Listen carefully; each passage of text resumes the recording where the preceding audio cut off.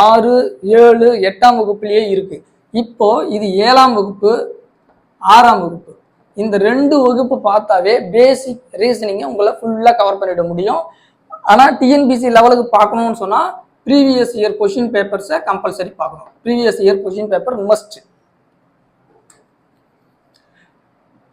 Simple interest, compound interest, தமிழ்ல தனி வட்டி கூட்டு வட்டி, இந்த ரெண்டுமே வந்து பாத்தீங்கன்னா வாயுவியல் கணிதம்.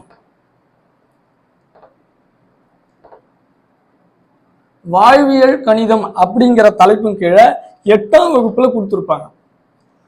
8ஆம் வகுப்புல பாத்தீங்கன்னா கிட்டத்தட்ட ஒரு 15 கேள்வி தான் இருக்கும். அந்த பயிற்சியில ஒரு 15 கணக்கு தான் இருக்கும். ஆனா அது போதுமானா போதாது. நாம என்ன செய்யணும்?